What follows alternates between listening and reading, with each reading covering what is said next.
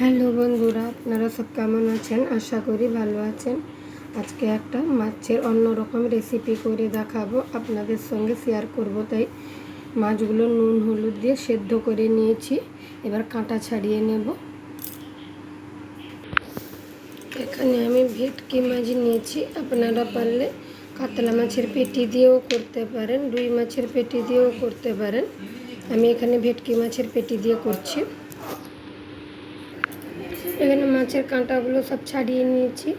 এবার গরম মশলা, কালো জিরে, লবণ, কাঁচা লঙ্কা কুচি, লাল লঙ্কা গুঁড়ো, গোলমরিচ গুঁড়ো, জিরে ধনে গুঁড়ো, এখানে নিয়েছি ধনে পাতা কুচি, কিছুটা বেসন, সব একসঙ্গে মেখে নেব। একসঙ্গে ভালো করে সব মেখে নিয়েছি। এবার আধ ঘন্টার জন্য একে রেস্টে রেখে দেবো। আমি আধ ঘন্টার পরে ফিরে এসেছি। এবার যে যার মতন শেপ দিয়ে নেবেন। আমি এখানে গোল গোল করে শেপ করে নিচ্ছি। আপনারা আপনাদের পছন্দের মতন শেপ করে নেবেন। এখানে আমি তেল গরম করতে বসিয়ে দিয়েছিলাম। এবার একটা একটা করে ডিপ ফ্রাই করে নেব। এইভাবে আমি শেপ দিয়েছি, আপনারা যে যেরকম পছন্দের মতন শেপ দেবেন। এইভাবে আমি লাল লাল করে ভেজে নিয়েছি। আবার ওইভাবে সেমভাবে আবার ভেজে নেব লাল করে। এখানে ডিপ ফ্রাই হয়ে গেছে। এবার আমি নামিয়ে নেব। ওই মাছ ভাজার তেলে কয়েক টুকরো আমি আলু ভেজে নেব। আলুটা ভাজা হয়ে গেছে, এবার আমি তুলে নেব।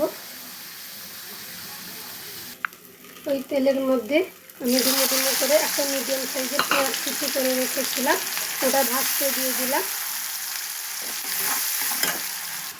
পেঁয়াজটা আমার ভাজা ভাজা হয়ে গেছে। এবার একটা টমেটো কুচি করে রেখেছিলাম, ওই টমেটো কুচিটা দিয়ে দিলাম। টমেটোটা গলে গেছে। এবার আমি আদা রসুনের পেস্টটা দিয়ে দেবো।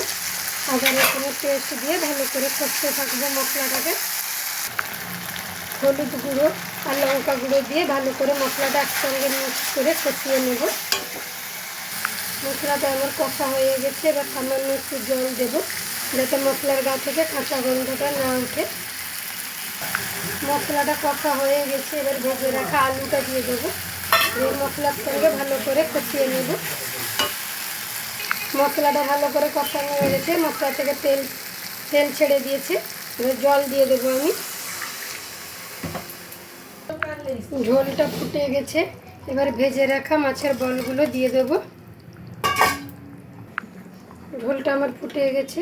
এবার ধনে পাতা কুচি আর একটুখানি ঘি দিয়ে নামিয়ে দেবো।